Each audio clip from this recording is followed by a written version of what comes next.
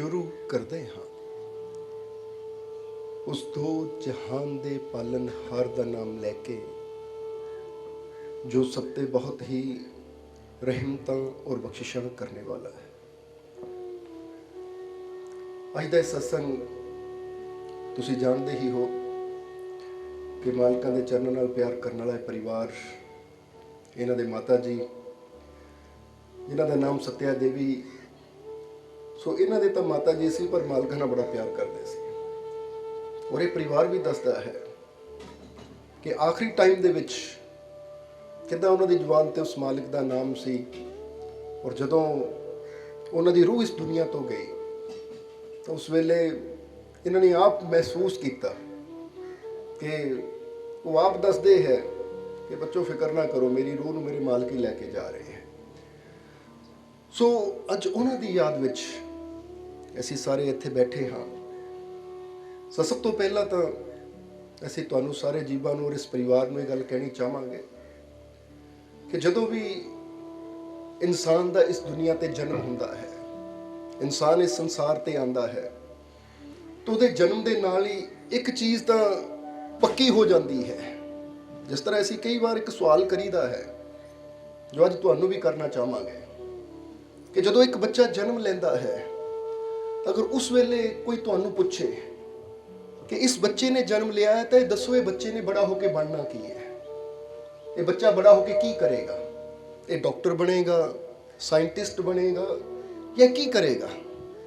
ਤਾਂ ਕੋਈ ਹੈ ਜਿਹੜਾ ਉਹਦਾ ਪੱਕਾ ਜਵਾਬ ਦੇ ਸਕੇ ਕਿ ਇਸ ਬੱਚੇ ਨੇ ਕੀ ਕਰਨਾ ਹੈ? ਜ਼ਰਾ ਸੋਚ ਕੇ ਦੇਖੀਏ ਅਸੀਂ। ਪਰ ਅਗਰ ਕੋਈ ਸਿੰਪਲ ਜਿਹਾ ਸਵਾਲ ਪੁੱਛੇ ਕਿ ਭਾਈ ਇਹ ਦੱਸ, ਇਹ ਬੱਚੇ ਨੇ ਜਨਮ ਲਿਆ ਹੈ, ਕੀ ਇਹਨੇ ਇੱਕ ਦਿਨ ਮਰਨਾ ਹੈ? ਤਾਂ ਫਿਰ ਉੱਥੇ ਸਾਡਾ ਸਾਰਿਆਂ ਦਾ ਜਵਾਬ ਕੀ ਹੋਏਗਾ ਕਿ ਨਾ ਬਣਨਾ ਕੀ ਹੈ ਉਹਦੇ ਬਾਰੇ ਅਸੀਂ ਸ਼ੋਰ ਨਹੀਂ ਹੈ, ਉਹਦੇ ਬਾਰੇ ਅਸੀਂ ਪੱਕਾ ਨਹੀਂ ਕਹਿ ਸਕਦੇ। ਕਿਉਂਕਿ ਜਦ ਵੀ ਇਨਸਾਨ ਕੁਝ ਬਣਦਾ ਹੈ ਨਾ, ਉਹਦੀ ਆਪਣੀ ਚੁਆਇਸ ਹੁੰਦੀ ਹੈ, ਇੱਕ ਆਪਣੀ ਇੱਛਾ ਹੁੰਦੀ ਹੈ, ਉਹ ਚੁਣਾਵ ਹੁੰਦਾ ਹੈ। ਹੁਣ ਬੱਚਾ ਜਿੱਦਾਂ ਜਿੱਦਾਂ ਬੜਾ ਹੁੰਦਾ ਹੈ ਉਹਦਾ ਇੱਕ ਚੁਣਾਵ ਹੈ। ਚੁਣਾਵ ਕੀ ਹੈ? ਇੱਕ ਬੱਚਾ ਚੁਣਾਵ ਕਰਦਾ ਹੈ ਕਿ ਮੈਂ ਟੀਚਰ ਬਣਨਾ ਹੈ, ਤਾਂ ਫਿਰ ਉਹ ਉਸ ਹਿਸਾਬ ਨਾਲ ਮਿਹਨਤ ਕਰਦਾ ਹੈ। ਇੱਕ ਬੱਚਾ ਚੁਣਾਵ ਕਰਦਾ ਹੈ ਮੈਂ ਡਾਕਟਰ ਬਣਨਾ ਹੈ, ਉਹ ਉਸ ਹਿਸਾਬ ਨਾਲ ਮਿਹਨਤ ਕਰਦਾ ਹੈ। ਇੱਕ ਬੱਚਾ ਚੁਣਾਵ ਕਰਦਾ ਮੈਂ ਵਕੀਲ ਬਣਨਾ ਹੈ, ਇੰਜੀਨੀਅਰ ਬਣਨਾ, ਫਿਰ ਉਸ ਹਿਸਾਬ ਨਾਲ ਉਹ ਮਿਹਨਤ ਕਰਦਾ ਹੈ। ਪਰ ਜਦੋਂ ਗੱਲ ਆਉਂਦੀ ਮ੍ਰਿਤਿੂ ਦੀ ਤਾਂ ਉੱਥੇ ਕੋਈ ਚੁਣਾਵ ਨਹੀਂ ਹੈ। ਉੱਥੇ ਚੁਣਾਵ ਨਹੀਂ ਹੈ ਕਿ ਮੈਂ ਜੀਣਾ ਜਾਂ ਮਰਨਾ ਹੈ, ਕਿਉਂਕਿ ਇਹ ਕੁਦਰਤ ਨੇ ਆਪਣੇ ਹੱਥ 'ਚ ਰੱਖਿਆ ਹੋਇਆ ਹੈ। ਔਰ ਜਿਹੜੀ ਚੀਜ਼ ਕੁਦਰਤ ਦੇ ਹੱਥ ਵਿੱਚ ਹੈ ਨਾ, ਉਹ ਸਾਨੂੰ ਸਾਰਿਆਂ ਨੂੰ ਨਾ ਚਾਹੁੰਦਿਆਂ ਹੋਇਆਂ ਵੀ ਮੰਨਣੀ ਪੈਂਦੀ ਹੈ, ਕਬੂਲ ਕਰਨੀ ਪੈਂਦੀ ਹੈ। ਇਸੇ ਲਈ ਤਾਂ ਇੱਕ ਸ਼ਬਦ ਅੰਦਰ ਵੀ ਬੜਾ ਪਿਆਰਾ ਆਇਆ ਹੈ ਕਿ ਇਹ 'ਚ ਦੱਸਿਆ ਹੈ ਕਿ ਪਹਿਲਾ ਮਰਨ ਕਬੂਲ ਕਰ, ਜੀਵਨ ਕੀ ਛੱਡ ਆਸ, ਹੋ ਸਭਨਾ ਕੀ ਰੇਣੂਕਾ ਤਬ ਆਓ ਹਮਾਰੇ ਪਾਸ। ਕਿ ਇਹ ਸ਼ਬਦ ਵਿੱਚ ਇਹੀ ਇਸ਼ਾਰਾ ਕੀਤਾ ਹੈ ਕਿ ਰੱਬ ਨੂੰ ਉਹੀ ਪਾ ਸਕਦਾ ਹੈ, ਪ੍ਰਮਾਤਮਾ ਦੀਆਂ ਰਹਿਮਤਾਂ ਨੂੰ ਉਹੀ ਹਾਸਿਲ ਕਰ ਸਕਦਾ ਹੈ ਜਿਹੜਾ ਉਹਦੇ ਭਾਣੇ ਨੂੰ ਮਿੱਠਾ ਮੰਨ ਕੇ ਚਲੇ। ਜੋ ਕੁਦਰਤ ਦਾ ਨਿਯਮ ਹੈ, ਜਦੋਂ ਉਸ ਨਿਯਮ ਦੇ ਅੰਦਰ ਅਸੀਂ ਚੱਲਣਾ ਸ਼ੁਰੂ ਕਰ ਦਿੰਦੇ ਹਾਂ ਤਾਂ ਫਿਰ ਕੁਦਰਤ ਵੀ ਸਾਡਾ ਖਿਆਲ ਰੱਖਦੀ ਹੈ। ਫਿਰ ਕੁਦਰਤ ਹੀ ਸਾਨੂੰ ਸਾਰੀਆਂ ਖੁਸ਼ੀਆਂ ਦੇਣਾ ਸ਼ੁਰੂ ਕਰ ਦਿੰਦੀ ਹੈ। ਇਸ ਲਈ ਇੱਥੇ ਸਾਨੂੰ ਸਾਰਿਆਂ ਨੂੰ ਇੱਕ ਚੀਜ਼ ਸਮਝ ਲੈਣੀ ਚਾਹੀਦੀ ਹੈ ਕਿ ਜਦੋਂ ਵੀ ਅਸੀਂ ਦੇਖਦੇ ਹਾਂ ਨਾ ਕਿਸੇ ਦੀ ਮ੍ਰਿਤਿੂ ਹੁੰਦੀ ਹੈ, ਤਾਂ ਜਿੱਦਾਂ ਮਹਾਤਮਾ ਬੁੱਧ ਨੇ ਇਹ ਬੜੀ ਪਿਆਰੀ ਗੱਲ ਕਹੀ ਹੈ। ਮਹਾਤਮਾ ਬੁੱਧ ਕਹਿੰਦੇ ਜਦੋਂ ਕਿਸੇ ਦੀ ਵੀ ਮ੍ਰਿਤਿੂ ਹੁੰਦੀ ਹੈ, ਮੌਤ ਹੁੰਦੀ ਹੈ, ਤਾਂ ਇੱਕ ਮੌਕਾ ਹੁੰਦਾ ਹੈ ਆਪਣੇ ਜੀਵਨ ਨੂੰ ਸਮਝਣ ਦਾ। ਉਹ ਇੱਕ ਮੌਕਾ ਹੁੰਦਾ ਹੈ ਇਹ ਚੀਜ਼ ਜਾਣਨ ਦਾ ਕਿ ਮੇਰੀ ਜ਼ਿੰਦਗੀ ਕੀ ਹੈ, ਮੈਂ ਆਇਆ ਕਿੱਥੋਂ ਹੈ ਤਾਂ ਮੈਂ ਜਾਣਾ ਕਿੱਥੇ ਹੈ। ਇਸੇ ਲਈ ਤੁਸੀਂ ਅਗਰ ਮਹਾਤਮਾ ਬੁੱਧ ਦੇ ਜੀਵਨ ਨੂੰ ਥੋੜਾ ਜਿਹਾ ਵੀ ਪੜ੍ਹਿਆ ਹੋਏਗਾ ਨਾ ਜਾਂ ਸੁਣਿਆ ਹੋਏਗਾ, ਤਾਂ ਇਹ ਮ੍ਰਿਤਿੂ ਦੀ ਘਟਨਾ ਹੀ ਸੀ ਜਿਸ ਨੇ ਮਹਾਤਮਾ ਬੁੱਧ ਦੇ ਪੂਰੇ ਜੀਵਨ ਨੂੰ ਬਦਲ ਕੇ ਰੱਖ ਦਿੱਤਾ। ਜ਼ਰਾ ਗੌਰ ਕਰਨਾ, ਕਿਉਂਕਿ ਇੱਕ ਮ੍ਰਿਤਿੂ ਦੀ ਛੋਟੀ ਜਿਹੀ ਘਟਨਾ, ਨਹੀਂ ਤਾਂ ਜ਼ਰਾ ਸੋਚ ਕੇ ਦੇਖੀਏ ਕਿ ਇਨਸਾਨ ਆਪਣੇ ਜੀਵਨ ਦੇ ਅੰਦਰ ਕਿੰਨੀਆਂ ਅਰਥੀਆਂ ਉੱਠਦੀਆਂ ਦੇਖਦਾ ਹੈ, ਕਿੰਨੀਆਂ ਚਿਤਾਵਾਂ ਸੜਦੀਆਂ ਦੇਖਦਾ ਹੈ, ਪਰ ਫਿਰ ਵੀ ਇਨਸਾਨ ਦੇ ਜੀਵਨ 'ਚ ਕੋਈ ਬਦਲਾਵ ਨਹੀਂ ਆਉਂਦਾ। ਔਰ ਇੱਕ ਛੋਟੀ ਜਿਹੀ ਘਟਨਾ ਸੀ ਜਿਸ ਨੇ ਮਹਾਤਮਾ ਬੁੱਧ ਦੀ ਪੂਰੀ ਜ਼ਿੰਦਗੀ ਨੂੰ ਬਦਲ ਕੇ ਰੱਖ ਦਿੱਤਾ। ਸ਼ਾਇਦ ਤੁਸੀਂ ਸੁਣਿਆ ਹੋਵੇ ਕਿ ਜਦੋਂ ਮਹਾਤਮਾ ਬੁੱਧ ਨਾ ਕਹਿੰਦੇ ਕਿਤੇ ਨੌਜਵਾਨਾਂ ਦੀ ਸਭਾ ਸੀ, ਆਪਣੇ ਸਾਰਥੀ ਦੇ ਨਾਲ ਜਾ ਰਹੇ ਸੀ। ਜਦੋਂ ਜਾ ਰਹੇ ਸੀ ਤਾਂ ਅੱਜ ਤੱਕ ਉਹਨਾਂ ਨੂੰ ਹਰ ਚੀਜ਼ ਤੋਂ ਬਚਾਇਆ ਗਿਆ ਸੀ। ਬਚਾਉਣ ਦਾ ਮਤਲਬ ਕਿ ਉਹਨਾਂ ਨੂੰ ਕੋਈ ਮ੍ਰਿਤਿੂ ਨਜ਼ਰ ਨਾ ਆਵੇ, ਕਿਉਂਕਿ ਜਦੋਂ ਉਹਨਾਂ ਦਾ ਜਨਮ ਹੋਇਆ ਸੀ ਤਾਂ ਕਿਸੇ ਜੋਤਸ਼ੀ ਨੇ ਦੱਸ ਦਿੱਤਾ ਸੀਗਾ ਕਿ ਭਾਈ ਇਹ ਜਾਂ ਤਾਂ ਬਹੁਤ ਚੱਕਰਵਰਤੀ ਸਮਰਾਟ ਬਣੇਗਾ ਔਰ ਜਾਂ ਫਿਰ ਬਹੁਤ ਬੜਾ ਸੰਨਿਆਸੀ ਬਣੇਗਾ। ਤਾਂ ਹੁਣ ਪਿਤਾ ਦੀ ਇਹੀ ਇੱਛਾ ਸੀ ਕਿ ਇਹ ਸੰਨਿਆਸੀ ਨਾ ਬਣੇ, ਇਹ ਚੱਕਰਵਰਤੀ ਸਮਰਾਟ ਬਣੇ। ਇਸ ਲਈ ਉਹਨਾਂ ਨੇ ਇਦਾਂ ਦੇ ਹਾਲਾਤ ਵਿੱਚ ਮਹਾਤਮਾ ਬੁੱਧ ਨੂੰ ਰੱਖਿਆ ਕਿ ਇਹਨਾਂ ਨੂੰ ਨਾ ਮੌਤ ਨਜ਼ਰ ਆਵੇ, ਨਾ ਹੀ ਕਿਤੇ ਬੁਢਾਪਾ ਨਜ਼ਰ ਆਵੇ, ਨਾ ਹੀ ਕੋਈ ਤਕਲੀਫ ਨਜ਼ਰ ਆਵੇ, ਕਿਉਂਕਿ ਦੁੱਖਾਂ ਤਕਲੀਫਾਂ ਨੂੰ ਦੇਖ ਕੇ ਹੀ ਬੰਦੇ ਦੇ ਮਨ 'ਚ ਭਾਵਨਾ ਉੱਠਦੀ ਹੈ ਕਿ ਮੈਂ ਸੰਨਿਆਸ ਲੈ ਲਵਾਂ। ਜਿੱਦਾਂ ਹੁਣ ਕਈ ਵਾਰ ਹੁੰਦਾ ਨਾ, ਬੰਦਾ ਜਦੋਂ ਘਰ ਦੇ ਵਿੱਚ ਦੁਖੀ ਹੋ ਜਾਂਦਾ, ਬੰਦਾ ਕਹਿੰਦਾ ਦਿਲ ਕਰਦਾ ਘਰ ਛੱਡ ਕੇ ਕਿਤੇ ਚਲਾ ਜਾਵਾਂ। ਤਾਂ ਜੇ ਘਰ ਦੇ ਵਿੱਚ ਹਰ ਸੁੱਖ ਸੁਵਿਧਾ ਮਿਲੇ ਤਾਂ ਫਿਰ ਬੰਦੇ ਦਾ ਦਿਲ ਕਦੀ ਘਰ ਛੱਡਣ ਨੂੰ ਕਰਦਾ ਹੀ ਨਹੀਂ ਹੈ। ਸੋ ਦੱਸਿਆ ਗਿਆ ਕਿ ਇਸ ਤਰ੍ਹਾਂ ਦੇ ਹਾਲਾਤ ਵਿੱਚ ਮਹਾਤਮਾ ਬੁੱਧ ਨੂੰ ਰੱਖਿਆ ਗਿਆ ਸੀਗਾ ਕਿ ਕਿਸੇ ਕਿਸਮ ਦੀ ਤਕਲੀਫ, ਕੋਈ ਪੀੜਾ, ਕੋਈ ਦੁੱਖ ਉਹਨਾਂ ਨੂੰ ਕਦੀ ਨਜ਼ਰ ਆਣ ਨਹੀਂ ਦਿੱਤਾ ਸੀ ਉਹਨਾਂ ਦੇ ਪਿਤਾ ਨੇ। ਪਰ ਇੱਕ ਦਿਨ ਕੀ ਹੋਇਆ, ਹੁਣ ਦੇਖੋ ਕੁਦਰਤ, ਕਿਉਂਕਿ ਕੁਦਰਤ ਨੇ ਜੋ ਕਰਨਾ ਹੈ ਉਹ ਹੋਣੀ ਨੂੰ ਕੋਈ ਕਹਿੰਦੇ ਰੋਕ ਨਹੀਂ ਸਕਦਾ। ਹੁਣ ਕਹਿੰਦੇ ਆ ਕਿ ਜਦੋਂ ਮਹਾਤਮਾ ਬੁੱਧ ਜਾ ਰਹੇ ਸੀ ਤਾਂ ਉਹ ਟਾਈਮ ਸੀ ਕਿੱਦਾਂ ਉਹਨਾਂ ਦੇ ਜੀਵਨ 'ਚ ਬਦਲਾਅ ਆਉਣਾ ਸੀ। ਕਿ ਉਸ ਦਿਨ ਜਦੋਂ ਜਾ ਰਹੇ ਸੀ ਤਾਂ ਸਭ ਤੋਂ ਪਹਿਲਾਂ ਉਹਨਾਂ ਨੇ ਕੀ ਦੇਖਿਆ ਕਿ ਨਜ਼ਰ ਗਈ ਉਹਨਾਂ ਦੀ ਰਸਤੇ ਤੁਰੇ ਜਾਂਦੇ ਇੱਕ ਬਿਰਧ ਤੇ ਜੋ ਲਾਠੀ ਲੈ ਕੇ ਤੁਰਿਆ ਹੋਇਆ ਹੈ, ਯਾਨੀ ਥੋੜਾ ਉਹਨੂੰ ਕੁੱਬ ਪਿਆ ਹੋਇਆ ਹੈ ਬੁਢਾਪੇ ਦੇ ਕਾਰਨ, ਔਰ ਲਾਠੀ ਲੈ ਕੇ ਆਹਿਸਤਾ ਆਹਿਸਤਾ ਜਾ ਰਿਹਾ ਹੈ। ਤਾਂ ਮਹਾਤਮਾ ਬੁੱਧ ਨੇ ਉਦੋਂ ਸਿਧਾਰਥ ਉਹਨਾਂ ਨੇ ਦੇਖਿਆ, ਪੁੱਛਿਆ ਆਪਣੇ ਸਾਰਥੀ ਨੂੰ ਕਿ ਇਸ ਇਨਸਾਨ ਨੂੰ ਕੀ ਹੋ ਗਿਆ, ਇਹਨੂੰ ਕੀ ਹੋ ਗਿਆ, ਕਿਉਂਕਿ ਅੱਜ ਤੱਕ ਕਦੀ ਐਸਾ ਇਨਸਾਨ ਦੇਖਿਆ ਹੀ ਨਹੀਂ ਸੀ, ਹੋਇਆ ਕੀ ਇਸ ਨੂੰ। ਤਾਂ ਉਸਲੇ ਸਾਰਥੀ ਨੇ ਕਿਹਾ, ਮਹਾਰਾਜ ਮੈਂ ਤੁਹਾਡੇ ਨਾਲ ਝੂਠ ਨਹੀਂ ਬੋਲ ਸਕਦਾ, ਤੁਸੀਂ ਯੁਵਰਾਜ ਹੋ, ਰਾਜਕੁਮਾਰ ਹੋ, ਵੀ ਇਹ ਇਨਸਾਨ ਬਿਰਧ ਹੋ ਗਿਆ ਹੈ, ਇਹਨੂੰ ਬੁਢਾਪਾ ਆ ਗਿਆ ਹੈ। ਉਹ ਕਹਿੰਦੇ ਬੁਢਾਪਾ ਕੀ ਹੁੰਦਾ ਹੈ, ਇਹ ਬਿਰਧ ਕੀ ਪਨ ਕੀ ਹੁੰਦਾ ਹੈ, ਬੁਢਾਪਾ ਕੀ ਹੁੰਦਾ ਹੈ। ਤਾਂ ਜਿਸ ਵੇਲੇ ਪੁੱਛਿਆ ਤਾਂ ਉਹਨੇ ਕਿਹਾ ਕਿ ਮਹਾਰਾਜ ਜੋ ਵੀ ਜਨਮ ਲੈਂਦਾ ਹੈ ਪਹਿਲਾਂ ਜਵਾਨ ਹੁੰਦਾ ਹੈ, ਫਿਰ ਹੌਲੀ ਹੌਲੀ ਉਹਨੂੰ ਬੁਢਾਪਾ ਆਉਂਦਾ ਹੈ, ਇਨਸਾਨ ਦੇ ਸਰੀਰ ਅੰਦਰ ਬਦਲਾਅ ਆਉਂਦਾ ਹੈ। ਤਾਂ ਫਿਰ ਉਸ ਵੇਲੇ ਸਿਧਾਰਥ ਨੇ ਪੁੱਛਿਆ ਕਿ ਕੀ ਇਹ ਬਦਲਾਅ ਮੇਰੇ ਅੰਦਰ ਵੀ ਆਏਗਾ, ਜੋ ਇਹ ਹਾਲਤ ਹੈ ਮੇਰੀ ਵੀ ਹੋਏਗੀ। ਤਾਂ ਉਸ ਵੇਲੇ ਉਹਨਾਂ ਨੇ ਕਿਹਾ ਹਾਂ, ਇਹ ਗੱਲ ਤਾਂ ਪੱਕੀ ਹੈ ਕਿ ਜਿਸ ਨੇ ਜਨਮ ਲਿਆ ਹੈ ਉਹ ਬਚਪਨ ਤੋਂ ਜਵਾਨੀ ਔਰ ਜਵਾਨੀ ਤੋਂ ਬੁਢਾਪਾ ਤਾਂ ਮਹਾਰਾਜ ਤੁਹਾਡੇ ਤੇ ਵੀ ਆਣਾ ਹੀ ਹੈ। ਕਹਿੰਦੇ ਇੰਨੀ ਗੱਲ ਸੁਣ ਕੇ ਮਹਾਤਮਾ ਬੁੱਧ ਥੋੜੀ ਦੇਰ ਵਾਸਤੇ ਖਾਮੋਸ਼ ਹੋ ਗਏ, ਚੁੱਪ ਹੋ ਗਏ। ਹੁਣ ਜ਼ਰਾ ਸਮਝਣਾ ਸਾਰਿਆਂ ਨੇ, ਇਹ ਚੁੱਪ ਹੋਣ ਦਾ ਮਤਲਬ ਕੀ ਹੈ ਕਿ ਜਿਸ ਵੇਲੇ ਸਵਾਲ ਕੀਤਾ ਕਿ ਜੋ ਇਹਦੇ ਨਾਲ ਹੋਇਆ ਕਿ ਇਹ ਮੇਰੇ ਨਾਲ ਵੀ ਹੋਣਾ ਹੈ, ਇਹ ਸਭ ਤੋਂ ਬੜਾ ਕੁਐਸਚਨ ਹੈ, ਕਿ ਸਭ ਤੋਂ ਬੜਾ ਇੱਕ ਸਵਾਲ ਹੈ। ਅਗਰ ਇਹ ਪੁੱਛੀਏ ਨਾ ਆਪਣੇ ਆਪ ਨਾਲ ਅਸੀਂ, ਤਾਂ ਫਿਰ ਸਾਡੇ ਜੀਵਨ 'ਚ ਬਦਲਾਅ ਦੀ ਸ਼ੁਰੂਆਤ ਤਾਂ ਉੱਥੋਂ ਹੀ ਹੋ ਜਾਂਦੀ ਹੈ। ਪਰ ਜ਼ਰਾ ਸੱਚ ਦੱਸਿਓ ਕਿ ਕਦੀ ਸਾਡੇ ਅੰਦਰ ਕਿਸੇ ਨੂੰ ਮਰਦਾ ਦੇਖ ਕੇ ਸਵਾਲ ਆਉਂਦਾ ਕਿ ਕੀ ਇਹ ਮੇਰੇ ਨਾਲ ਵੀ ਹੋਣਾ ਹੈ, ਕਿ ਅੱਜ ਇਹ ਬਿਰਧ ਹੈ, ਕਿ ਇਹ ਬੁਢਾਪਾ ਮੇਰੇ ਤੇ ਵੀ ਆਉਣਾ ਹੈ। ਹਾਲਾਂਕਿ ਪਤਾ ਹੁੰਦਾ ਇਨਸਾਨ ਨੂੰ, ਪਰ ਇਨਸਾਨ ਉਹਦੇ ਬਾਰੇ ਸਵਾਲ ਨਹੀਂ ਕਰਦਾ, ਕੁਐਸਚਨ ਨਹੀਂ ਕਰਦਾ, ਪੁੱਛਦਾ ਨਹੀਂ ਹੈ ਆਪਣੇ ਆਪ ਨੂੰ। ਉਹ ਤਾਂ ਜਦੋਂ ਚੀਜ਼ ਆ ਜਾਂਦੀ ਹੈ ਤਾਂ ਫਿਰ ਬੰਦਾ ਕਹਿੰਦਾ ਬੁੜਾ ਹੋ ਗਿਆ ਮੈਂ। ਪਰ ਜੇ ਪਹਿਲਾਂ ਹੀ ਅਸੀਂ ਕੁਐਸਚਨ ਕਰੀਏ ਇਹ ਚੀਜ਼ ਮੇਰੇ ਨਾਲ ਆਣੀ ਹੈ, ਮੇਰੇ ਨਾਲ ਹੋਣੀ ਹੈ, ਤਾਂ ਮੈਂ ਐਸਾ ਕੀ ਕਰ ਸਕਦਾ ਹਾਂ ਕਿ ਮੈਂ ਇਹਦਾ ਸਾਹਮਣਾ ਕਰਨ ਵਾਸਤੇ ਤਿਆਰ ਹੋ ਜਾਵਾਂ, ਤਾਂ ਫਿਰ ਬਹੁਤ ਐਸੇ ਹੱਲ ਹੈ, ਸਮਝਦੇ ਹੋ ਕਿ ਨਹੀਂ। ਫਿਰ ਬਹੁਤ ਐਸੇ ਹੱਲ ਹੈ, ਅਗਰ ਇਨਸਾਨ ਉਹਨਾਂ ਨੂੰ ਸਮਝੇ। ਤਾਂ ਅੱਜ ਸਾਇੰਸ ਵੀ ਇਹ ਚੀਜ਼ ਨੂੰ ਮੰਨਦੀ ਹੈ ਕਿ ਅਗਰ ਇਨਸਾਨ ਤਿਆਰੀ ਕਰਨੀ ਸ਼ੁਰੂ ਕਰ ਦੇਵੇ ਨਾ, ਬੁਢਾਪੇ ਨੂੰ ਵੀ ਥੋੜਾ ਟਾਲਿਆ ਜਾ ਸਕਦਾ, ਆਪਣੀਆਂ ਬਿਮਾਰੀਆਂ ਨੂੰ ਟਾਲਿਆ ਜਾ ਸਕਦਾ ਹੈ। ਅੱਜ ਸਾਇੰਸ ਵੀ ਇਹ ਚੀਜ਼ ਮੰਨਦੀ ਹੈ।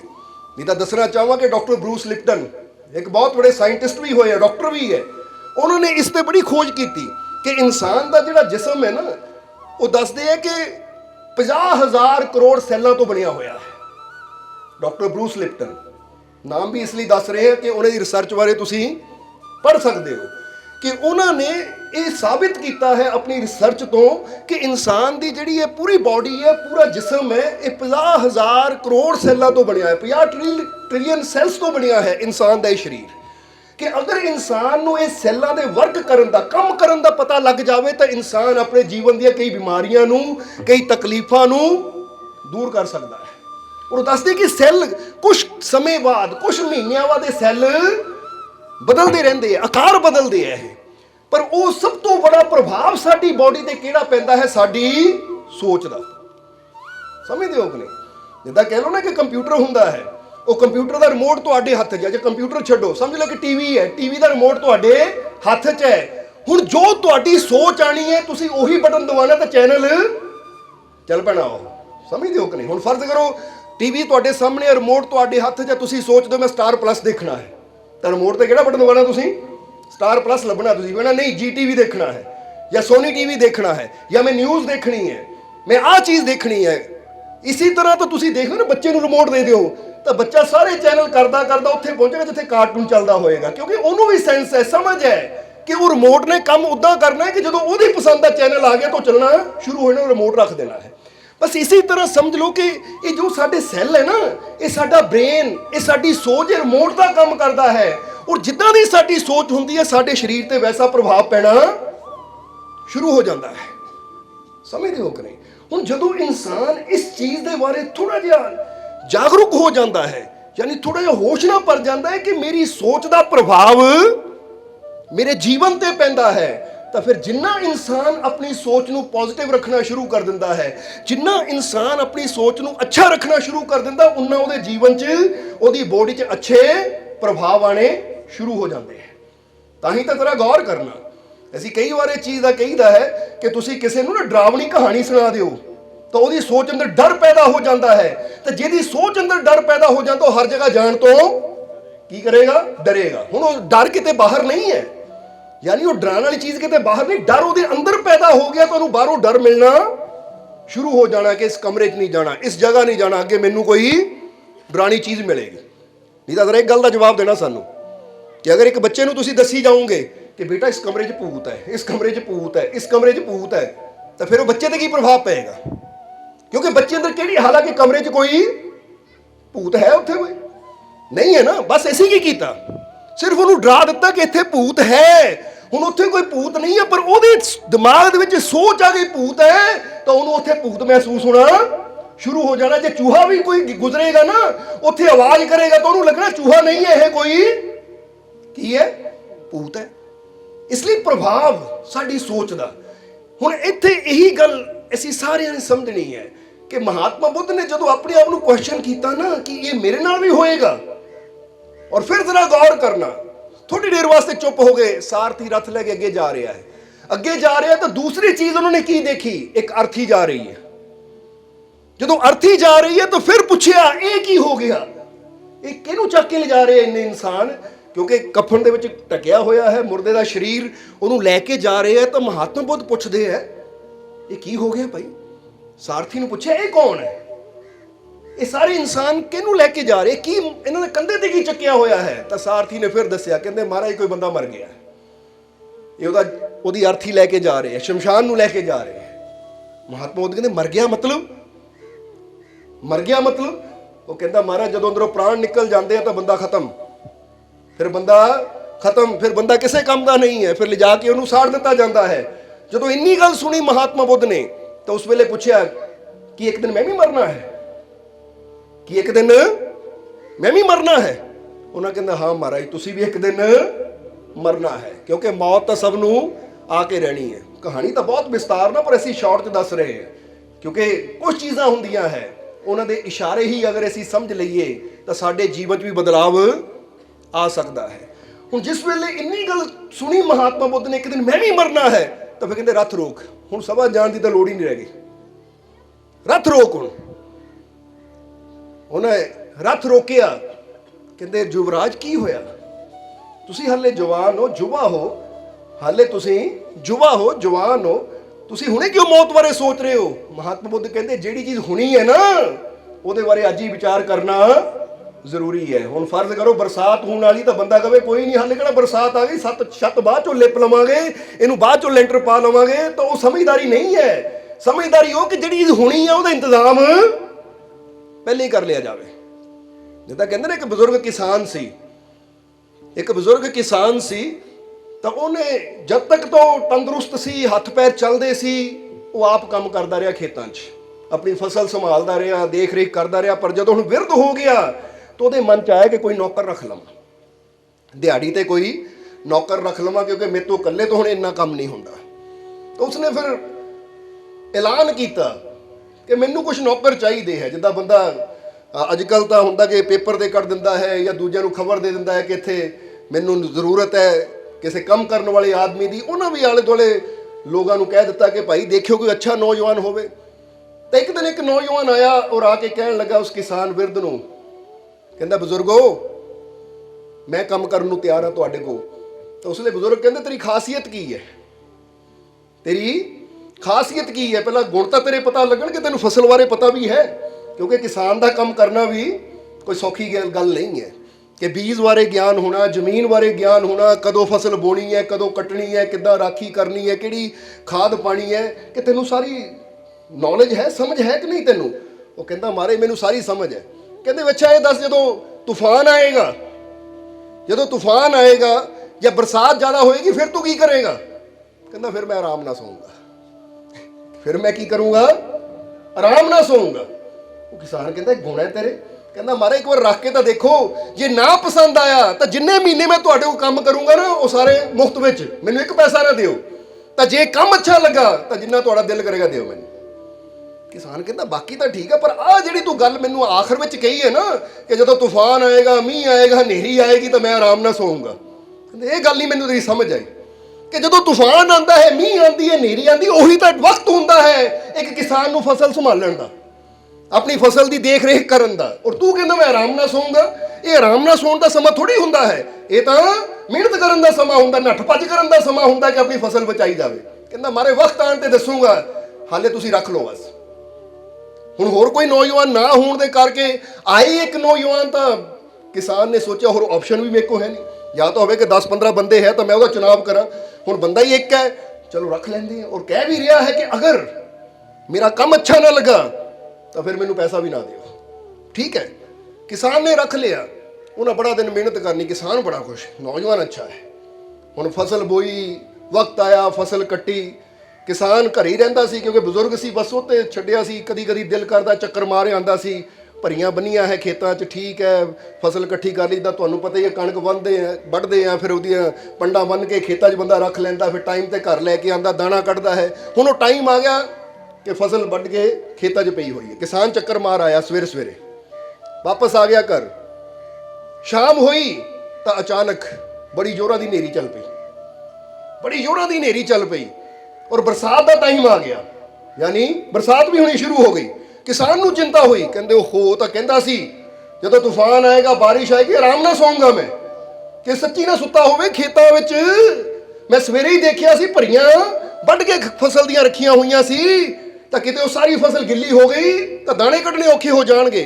ਕਿਸਾਨ ਦੌੜਿਆ ਔਰ ਦੇਖਿਆ ਉਹਦੇ ਕਮਰੇ ਜਾ ਕੇ ਵਾਕਈ ਆਰਾਮ ਨਾਲ ਸੁੱਤਾ ਹੋਇਆ ਹੈ, ਆਰਾਮ ਨਾਲ ਸੁੱਤਾ ਹੋਇਆ। ਕਿਸਾਨ ਨੇ ਹਿਲਾਇਆ ਉਸ ਨੂੰ, ਉਹ ਕਹਿੰਦੇ ਬੇਟਾ ਕੀ ਗੱਲ, ਆਹੀ ਤਾਂ ਟਾਈਮ ਹੈ, ਖੇਤਾਂ ਨੂੰ ਦੌੜ, ਫਸਲ ਇਕੱਠੀ ਕਰ, ਜਿਹੜੀ ਫਸਲ ਖੇਤਾਂ 'ਚ ਵੱਢੀ ਹੋਈ ਹੈ ਉਹ ਸੰਭਾਲ ਤਾਂ ਕਿ ਖਰਾਬੀ ਨਾ ਹੋਵੇ, ਔਰ ਤੂੰ ਆਰਾਮ ਨਾਲ ਸੁੱਤਾ ਆ।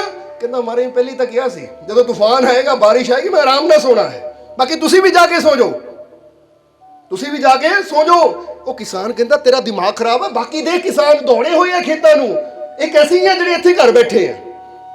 ਤਾਂ ਉਸ ਵੇਲੇ ਉਹਨਾਂ ਫਿਰ ਕਿਹਾ, ਕਹਿੰਦਾ ਮਾਰੇ ਆਰਾਮ ਨਾਲ ਸੋ ਜਾਓ, ਕਿਉਂਕਿ ਬੱਦਲ ਆਉਂਦਿਆਂ ਦੇਖ ਕੇ ਮੈਂ ਸਾਰਾ ਕੰਮ ਪਹਿਲੀ ਨਿਬੇੜ ਚੁੱਕਾ ਸੀ। ਇਹਨੂੰ ਕਹਿੰਦੇ ਆਰਾਮ ਨਾਲ ਸੋਣਾ, ਕਿਉਂਕਿ ਲੋਕ ਉਦੋਂ ਤੱਕ ਬੇਫਿਕਰ ਹੋ ਕੇ ਬੈਠੇ ਰਹਿੰਦੇ, ਕੀ ਹੋ ਗਿਆ, ਹਾਲੇ ਕਿਹੜਾ ਕੁਛ ਹੋ ਗਿਆ, ਹਾਲੇ ਕਿਹੜੀ ਮੀਂਹ ਆ ਗਿਆ, ਹਾਲੇ ਕਿਹੜੀ ਹਨੇਰੀ ਆ ਗਈ। ਤਾਂ ਜਦੋਂ ਅਚਾਨਕ ਆ ਜਾਂਦੀ ਹੈ ਫਿਰ ਇਨਸਾਨ ਦੌੜਦਾ। ਤੇ ਜਿਹੜਾ ਸਮਝਦਾਰ ਹੁੰਦਾ ਹੈ ਉਹਨੂੰ ਪਤਾ ਹੈ ਕਿ ਇਹ ਟਾਈਮ, ਇਹ ਵਕਤ ਦਾ ਕੋਈ ਪਤਾ ਨਹੀਂ ਹੈ, ਇਹ ਮੌਸਮ ਦਾ ਕੋਈ ਪਤਾ ਨਹੀਂ ਹੈ, ਕੁਦਰਤ ਦਾ ਕੋਈ ਪਤਾ ਨਹੀਂ ਹੈ, ਜਿੰਨਾ ਇੰਤਜ਼ਾਮ ਹੈ ਪਹਿਲੇ ਹੀ ਕਰ ਲਓ। ਇਹਨੂੰ ਕਹਿੰਦੇ ਸਮਝਦਾਰੀ।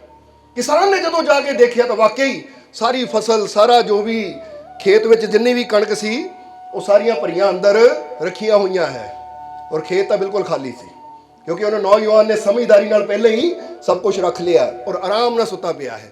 ਕਹਿੰਦਾ ਮਹਾਰਾਜ ਇਹ ਟਾਈਮ ਆਰਾਮ ਕਰਨ ਦਾ ਹੁੰਦਾ ਹੈ, ਜਦੋਂ ਸਾਰੀ ਦੁਨੀਆ ਚਿੰਤਾ ਕਰਕੇ ਦੌੜਦੀ ਹੈ ਨਾ, ਉਹ ਟਾਈਮ ਆਰਾਮ ਕਰਨ ਦਾ ਹੁੰਦਾ। ਇਹਦਾ ਮਤਲਬ ਕੀ ਹੈ ਕਿ ਜਿਹੜਾ ਸਮਝਦਾਰ ਹੁੰਦਾ ਹੈ ਉਹ ਵਕਤ ਨੂੰ ਦੇਖ ਕੇ ਪਹਿਲੇ ਹੀ ਤਿਆਰੀ ਕਰ ਲੈਂਦਾ ਹੈ।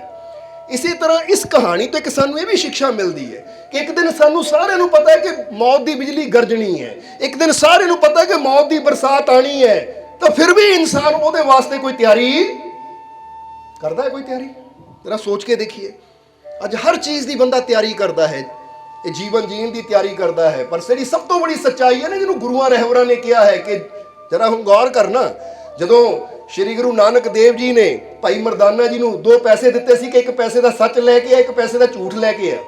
ਪਤਾ ਨਾ ਸ਼੍ਰੀ ਗੁਰੂ ਨਾਨਕ ਦੇਵ ਜੀ ਦੇ ਜੀਵਨ ਦੀ ਇਹ ਬੜੀ ਪਿਆਰੀ ਸਾਖੀ ਹੈ, ਤਾਂ ਉਹ 'ਚ ਕੀ ਚੀਜ਼ਾਂ ਭਾਈ ਮਰਦਾਨਾ ਜੀ ਲੈ ਕੇ ਆਏ ਸੀ, ਪਤਾ ਕਿਸੇ ਨੂੰ? ਜਰਾ ਸਮਝਣਾ, ਜਦੋਂ ਸ਼੍ਰੀ ਗੁਰੂ ਨਾਨਕ ਦੇਵ ਜੀ ਨੇ ਗੱਲ ਕਹੀ ਸੀ ਨਾ ਕਿ ਜਾ ਮਰਦਾਨੇ ਇੱਕ ਪੈਸੇ ਦਾ ਸੱਚ ਲੈ ਕੇ ਆ, ਇੱਕ ਪੈਸੇ ਦਾ ਝੂਠ ਲੈ ਕੇ ਆ, ਤਾਂ ਉਸ ਵੇਲੇ ਭਾਈ ਮਰਦਾਨਾ ਜੀ ਨੂੰ ਵੀ ਬੜੀ ਹੈਰਾਨੀ ਹੋਈ ਸੀ ਕਿ ਕਦੀ ਸੱਚ ਔਰ ਝੂਠ ਵੀ ਦੁਕਾਨਾਂ ਤੋਂ ਵਿਕਦੇ ਹੈ, ਮਿਲਦੇ ਹੈ। ਇਹ ਸੱਚ ਔਰ ਝੂਠ ਵੀ ਕੋਈ ਵਿਕਦਾ ਹੈ। ਪਰ ਜਦੋਂ ਆਪਣੇ ਗੁਰੂਆਂ ਦੇ ਵਾਕ ਨੂੰ ਪੂਰਾ ਕਰਨ ਦੀ ਖਾਤਰ ਭਾਈ ਮਰਦਾਨਾ ਜੀ ਗਏ ਤਾਂ ਜਿਹੜੀ ਦੁਕਾਨ ਤੇ ਵੀ ਜਾ ਕੇ ਪੁੱਛਦੇ ਸੀ, ਲੋਕ ਮਜ਼ਾਕ ਉਡਾਉਂਦੇ ਸੀ ਕਿ ਕੋਈ ਪਾਗਲ ਲੱਗਦਾ ਜਿਹੜਾ 1 ਪੈਸੇ ਦਾ ਸੱਚ 1 ਪੈਸੇ ਦਾ ਝੂਠ ਮੰਗਦਾ, ਕਿ ਆਲੂ ਗਾਜਰ ਜਾਂ ਕੋਈ ਦਾਲ ਸਬਜ਼ੀ ਥੋੜੀ ਜਿਹੜੀ ਦੁਕਾਨਾਂ ਤੋਂ ਇਦਾਂ ਮਿਲਦੀ ਹੈ। ਪਰ ਇਹ ਜਰਾ ਹੁਣ ਗੌਰ ਕਰਨਾ। ਫਿਰ ਕਹਿੰਦੇ ਮਿਲਿਆ ਇੱਕ ਉਹ ਰੱਬ ਦਾ ਪਿਆਰਾ ਜਿਸਨੇ 2 ਕਾਗਜ਼ ਦੇ ਟੁਕੜੇ ਲਏ, ਇੱਕ ਤੇ ਕੁਝ ਲਿਖਿਆ ਪੂੜੀ ਬਣਾ ਦਿੱਤੀ, ਦੂਜੇ ਤੇ ਕੁਝ ਲਿਖਿਆ ਪੂੜੀ ਬਣਾ ਕੇ ਭਾਈ ਮਰਦਾਨਾ ਜੀ ਦੇ ਹੱਥ 'ਤੇ ਦੇ ਦਿੱਤੀ ਕਿ ਲਓ ਜੀ ਆਹ ਸੱਚ ਹੈ ਤਾਂ ਆਹ ਝੂਠ ਹੈ। ਯਾਨੀ ਸੱਜੇ ਹੱਥ ਵਿੱਚ ਪੂੜੀ ਦੇ ਦਿੱਤੀ ਕਿ ਤੁਹਾਡੇ ਆ ਸੱਚ ਹੈ, ਝੂਠ ਹੈ, 2 ਪੈਸੇ ਦੇ ਦਿਓ। ਹੁਣ ਜਦੋਂ ਮਰਦਾਨਾ ਜੀ ਉਹ ਲੈ ਕੇ ਸ਼੍ਰੀ ਗੁਰੂ ਨਾਨਕ ਦੇਵ ਜੀ ਦੇ ਕੋਲ ਪਹੁੰਚੇ ਤਾਂ ਮਰਦਾਨਾ ਜੀ ਵੀ ਹੈਰਾਨ ਸੀ ਕਿ ਭਾਈ ਇਹ ਕਿੱਦਾਂ ਹੋ ਗਿਆ ਕਿ ਇੱਕ ਪੂੜੀ 'ਚ ਸੱਚ ਹੈ ਤੇ ਇੱਕ ਝੂਠ ਹੈ। ਹੁਣ ਜਿਸ ਵੇਲੇ ਗੁਰੂਆਂ ਦੇ ਕੋਲ ਪਹੁੰਚੇ ਤਾਂ ਉਸ ਵੇਲੇ ਸ਼੍ਰੀ ਗੁਰੂ ਨਾਨਕ ਦੇਵ ਜੀ ਨੇ ਕਿਹਾ ਮਰਦਾਨੇ ਜਰਾ ਖੋਲ ਕੇ ਦੇਖ। ਉਹ ਚੋਂ ਕੀ ਨਿਕਲਿਆ? ਜਦੋਂ ਖੋਲੀ ਨਾ ਸੱਚ ਵਾਲੀ ਪੂੜੀ ਤਾਂ ਉਹ 'ਚ ਲਿਖਿਆ ਸੀ ਮਰਨਾ ਸੱਚ ਹੈ। ਤਾਂ ਜਦੋਂ ਝੂਠ ਵਾਲੀ ਪੂੜੀ ਖੋਲੀ ਤਾਂ ਉਹ 'ਚ ਕੀ ਸੀ? ਜੀਣਾ। ਉਹ ਕਹਿੰਦੇ ਝੂਠ ਦਾ ਮਤਲਬ ਕੀ? ਹੁਣ ਜੀਣਾ ਝੂਠ ਦਾ ਮਤਲਬ ਇਹ ਨਹੀਂ ਕਿ ਜ਼ਿੰਦਗੀ ਕੋਈ ਝੂਠ ਹੈ, ਅਸੀਂ ਖਾ ਪੀ ਰਹੇ ਹਾਂ, ਹੈ ਤਾਂ ਇਹ ਵੀ ਸੱਚ, ਪਰ ਇਹਨੂੰ ਝੂਠ ਇਸ ਲਈ ਕਿਹਾ ਕਿ ਇਹਦਾ ਅੰਤ ਕਿਸੇ ਵੇਲੇ ਵੀ ਹੋ ਸਕਦਾ, ਕਿਸੇ ਵੇਲੇ ਵੀ ਸਾਨੂੰ ਮ੍ਰਿਤਿੂ ਰੂਪੀ ਸੱਚਾਈ ਦਾ ਸਾਹਮਣਾ ਕਰਨਾ ਪੈ ਸਕਦਾ ਹੈ। ਔਰ ਜਿਹੜੀ ਚੀਜ਼ ਸੱਚ ਹੈ ਅੱਜ ਉਹ ਸੱਚ ਨੂੰ ਹੀ ਬੰਦਾ ਭੁੱਲ ਕੇ ਬੈਠਾ ਹੋਇਆ ਹੈ। ਇਸ ਲਈ ਸੰਤ ਨਾਰਾਇਣ ਹੋਏ ਹੈ, ਸੰਤ ਨਾਰਾਇਣ ਸਵਾਮੀ, ਉਹ ਵੀ ਆਪਣੇ ਪਿਆਰਿਆਂ ਨੂੰ ਇੱਕ ਗੱਲ ਸਮਝਾਉਂਦੇ ਹੁੰਦੇ ਸੀ। ਉਹ ਕੀ ਗੱਲ ਕਹਿੰਦੇ ਸੀ ਕਿ 2 ਚੀਜ਼ਾਂ ਉਹ ਕਹਿੰਦੇ ਜਿਹੜਾ ਆਪਣੇ ਜੀਵਨ 'ਚ ਯਾਦ ਰੱਖਦਾ ਹੈ ਨਾ ਉਹ ਜੀਵਨ 'ਚ ਕਦੀ ਧੋਖਾ ਨਹੀਂ ਖਾਂਦਾ ਔਰ ਉਹਦਾ ਕਲਿਆਣ ਜ਼ਰੂਰ ਹੁੰਦਾ ਹੈ। ਉਹ ਕਿਹੜੀਆਂ 2 ਚੀਜ਼ਾਂ ਕਹਿੰਦੇ ਸੀ ਕਿ 2 ਬਾਤੋं को भूल मत, 2 बातों को भूल मत, जो चाहे कल्याण नारायण, एक मौत है दूजे है भगवान। ਉਹ ਕਹਿੰਦੇ 2 ਚੀਜ਼ਾਂ ਆਪਣੇ ਜੀਵਨ 'ਚ ਹਮੇਸ਼ਾ ਸਾਨੂੰ ਯਾਦ ਰੱਖਣੀਆਂ ਚਾਹੀਦੀਆਂ ਹੈ। ਜਰਾ ਹੁਣ ਸਮਝਣਾ ਉਹ ਕਿਹੜੀਆਂ 2 ਚੀਜ਼ਾਂ ਉਹਨਾਂ ਨੇ ਕਹੀਆਂ। ਕਹਿੰਦੇ ਨਾਰਾਇਣ ਇੱਕ ਮੌਤ ਹੈ ਔਰ ਦੂਜੇ ਹੈ ਭਗਵਾਨ। ਕਿ ਇੱਕ ਤਾਂ ਪਹਿਲੀ ਉਹਨਾਂ ਨੇ ਮੌਤ ਨੂੰ ਕਿਹਾ ਕਿ ਮੌਤ ਨੂੰ ਹਮੇਸ਼ਾ ਯਾਦ ਰੱਖੋ, ਔਰ ਦੂਜਾ ਕਿਹਾ ਕਿ ਉਹ ਪਰਮਾਤਮਾ, ਉਹ ਪ੍ਰਭੂ ਨੂੰ, ਉਹ ਭਗਵਾਨ ਨੂੰ ਹਮੇਸ਼ਾ ਯਾਦ ਰੱਖੋ। ਇਹ 2 ਚੀਜ਼ਾਂ ਨੂੰ ਅਗਰ ਅਸੀਂ ਯਾਦ ਕਰਨਾ ਸ਼ੁਰੂ ਕਰ ਦਈਏ ਤਾਂ ਜ਼ਰਾ ਆਪ ਸੋਚ ਕੇ ਦੇਖੋ, ਜਿਹਨੂੰ ਮਰਨਾ ਔਰ ਭਗਵਾਨ ਯਾਦ ਹੋਵੇ ਉਹਦੀ ਜ਼ਿੰਦਗੀ ਦੇ ਵਿੱਚ ਫਿਰ ਕਿੰਨੇ ਸੁਧਾਰ ਹੋ ਸਕਦੇ ਹੈ। ਜਿਹੜਾ ਇੱਕ ਬੜੀ ਪਿਆਰੀ ਸਾਖੀ ਹੈ ਬਾਬਾ ਫਰੀਦ ਦੇ ਜੀਵਨ ਦੀ ਕਿ ਕਿਸੇ ਨੇ ਬਾਬਾ ਫਰੀਦ ਨੂੰ ਇੱਕ ਦਿਨ ਪੁੱਛਿਆ ਕਿ ਮਹਾਰਾਜ ਤੁਸੀਂ ਇਹ ਦੁਨੀਆ ਤੇ ਰਹਿੰਦੇ ਹੋਏ ਇੰਨੇ ਸ਼ਾਂਤ, ਇੰਨੇ ਖੁਸ਼, ਸਭ ਨਾਲ ਪਿਆਰ ਕਰਦੇ ਹੋ, ਕਿਸੇ ਵੀ ਗੱਲ ਦਾ ਬੁਰਾ ਨਹੀਂ ਮਨਾਉਂਦੇ, ਕਿਸੇ ਵੀ ਗੱਲ ਦੀ ਤੁਹਾਨੂੰ ਕਦੀ ਤਕਲੀਫ ਨਹੀਂ ਹੁੰਦੀ, ਜਾਨੀ ਹਮੇਸ਼ਾ ਖੁਸ਼ ਰਹਿੰਦੇ ਹੋ, ਇਹ ਰਾਜ ਕੀ ਹੈ? ਕਿਉਂਕਿ ਉਸਨੇ ਦੇਖਿਆ ਸੀ ਕਿ ਇੱਕ ਦਿਨ ਬਾਬਾ ਫਰੀਦ ਨੇ ਨਾ ਕਾਲੇ ਕੱਪੜੇ ਪਾਏ, ਜਿੱਦਾਂ ਉਹਨਾਂ ਦੀ ਬਾਣੀ ਵੀ ਹੈ ਕਿ ਕਾਲੇ ਮਹਿੰਡੇ ਕੱਪੜੇ ਕਾਲਾ ਮਹਿੰਡਾ ਭੇਸ਼, ਗੁਨਾਹੀ ਭਰਿਆ ਮੈਂ ਫਿਰਾਂ ਤੇ ਲੋਕ ਕਹਿਣ ਦਰਵੇਸ਼। ਸੋ ਬਾਬਾ ਫਰੀਦ ਇੱਕ ਦਿਨ ਕਾਲਾ ਚੋਲਾ ਪਾ ਕੇ ਜਾ ਰਹੇ ਸੀ ਤਾਂ ਇੱਕ ਨਵਾਬ ਦੇ ਘਰ ਦੇ ਮੋਹਰ ਦੀ ਗੁਜ਼ਰੇ। ਸਮਝਣਾ ਜ਼ਰਾ ਸਾਰਿਆਂ ਨੇ, ਨਵਾਬ ਦੇ ਘਰ ਦੇ ਮੋਹਰ ਦੀ ਗੁਜ਼ਰੇ ਤਾਂ ਨਵਾਬ ਨੇ ਜਦੋਂ ਦੇਖਿਆ ਤਾਂ ਪੁੱਛਿਆ, ਐ ਫਕੀਰ ਇਹ ਤੂੰ ਕਾਲੇ ਕੱਪੜੇ ਕਿਉਂ ਪਾਏ ਹੋਏ ਹੈ? ਕਿਉਂਕਿ ਉੱਥੇ ਰਿਵਾਜ ਸੀ, ਕੁਝ ਦੇਸ਼ਾਂ 'ਚ ਰਿਵਾਜ ਹੁੰਦਾ ਕਿ ਜਦੋਂ ਕਿਸੇ ਦੀ ਮੌਤ ਹੋ ਜਾਂਦੀ ਤਾਂ ਉੱਥੇ ਕਾਲੇ ਕੱਪੜੇ ਪਾਏ ਜਾਂਦੇ ਹੈ। ਜਿੱਦਾਂ ਆਪਣੇ ਇੰਡੀਆ 'ਚ ਤੁਸੀਂ ਦੇਖਦੇ ਹੋ ਕਿ ਕਿਸੇ ਦੀ ਡੈਥ ਹੋ ਜਾਂਦੀ ਤਾਂ ਸਾਰੇ ਸਫੇਦ ਕੱਪੜੇ ਪਾਉਂਦੇ ਹੈ। ਪਰ ਹੁਣ ਯੂਰਪ ਵੱਲ ਚਲੇ ਜਾਈਏ ਤਾਂ ਉੱਥੇ ਜਦੋਂ ਸ਼ਾਦੀ ਹੁੰਦੀ ਹੈ ਲੜਕੀ ਦੀ, ਉਹ ਸਫੇਦ ਡਰੈਸ ਪਾਉਂਦੀ ਹੈ। ਜਰਾ ਸਮਝਣਾ ਸਾਰਿਆਂ ਨੇ, ਉਹ ਮੈਰਿਜ ਵਿੱਚ ਸਫੇਦ ਡਰੈਸ ਪਾਉਂਦੀ ਹੈ। ਹੁਣ ਹਰੇਕ ਦੇਸ਼ ਦੀ ਆਪਣੇ ਆਪਣੇ ਕੁਝ ਰੂਲ ਹੈ, ਆਪਣੇ ਆਪਣੇ ਕੁਝ ਨਿਯਮ ਹੈ। ਹੁਣ ਕਹਿੰਦੇ ਬਾਬਾ ਫਰੀਦ ਨੇ ਕਾਲੇ ਕੱਪੜੇ ਪਾਏ ਹੋਏ ਸੀ ਤਾਂ ਉੱਧਰਲਾ ਇਹ ਨਿਯਮ ਸੀ ਕਿ ਜਦੋਂ ਕਿਸੇ ਦੀ ਮੌਤ ਹੋ ਜਾਂਦੀ ਸੀ ਤਾਂ ਫਿਰ ਕਾਲੇ ਕੱਪੜੇ ਪਾਏ ਜਾਂਦੇ ਸੀ। ਤਾਂ ਹੁਣ ਜਦੋਂ ਬਾਬਾ ਫਰੀਦ ਕਾਲੇ ਕੱਪੜੇ ਪਾ ਕੇ ਜਾ ਰਿਹਾ ਤਾਂ ਨਵਾਬ ਨੇ ਜੋ ਬਾਹਰ ਬੈਠਾ ਹੋਇਆ ਸੀ ਪੁੱਛ ਲਿਆ ਬਾਬਾ ਫਰੀਦ ਨੂੰ, ਐ ਫਕੀਰ ਇਹ ਕਾਲੇ ਕੱਪੜੇ ਕਿਉਂ ਪਾਏ ਹੈ? ਕਿ ਕਿਸੇ ਦੀ ਮੌਤ ਹੋ ਗਈ ਹੈ? ਨਵਾਬ ਨੇ ਤੇ ਹੱਸ ਕੇ ਪੁੱਛਿਆ, ਮਜ਼ਾਕ ਉਡਾਉਣ ਦੀ ਖਾਤਰ, ਕਿਉਂਕਿ ਕਈ ਲੋਕ ਹੁੰਦੇ ਜੋ ਫਕੀਰਾਂ ਦਾ ਮਜ਼ਾਕ ਉਡਾਉਂਦੇ ਹੈ ਔਰ ਕਈ ਹੁੰਦੇ ਹੈ ਜਿਹੜੇ ਫਕੀਰਾਂ ਦਾ ਇੱਜ਼ਤ ਕਰਦੇ, ਅਦਾਬ ਕਰਦੇ, ਉਹਨਾਂ ਨਾਲ ਪਿਆਰ ਕਰਦੇ ਹੈ। ਹੁਣ ਜਦੋਂ ਨਵਾਬ ਨੇ ਇੱਦਾਂ ਪੁੱਛਿਆ ਬਾਬਾ ਫਰੀਦ ਨੂੰ ਕਿ ਇਹ ਫਕੀਰ ਕਿਸੇ ਦੀ ਮੌਤ ਹੋ ਗਈ ਹੈ ਜੋ ਕਾਲੇ ਕੱਪੜੇ ਪਾਏ ਹੋਏ ਹੈ, ਤਾਂ ਉਸ ਵੇਲੇ ਬਾਬਾ ਫਰੀਦ ਰੁਕੇ वीडियो अच्छी लगी हो तो कृपया इसे शेयर जरूर करें। आपके शेयर करने से अगर किसी की जिंदगी में अच्छा बदलाव आता है, पॉजिटिव चेंज आती है, तो ये भी आपकी तरफ से किया गया एक नेक कर्म होगा, एक सेवा होगी। तो वीडियो को शेयर जरूर करें और वीडियो देखने के लिए सर्व संजय दरबार कांटियां शरीफ यूट्यूब चैनल को सब्सक्राइब करें और फेसबुक पेज को फॉलो करना ना भूलें। जय माता दी।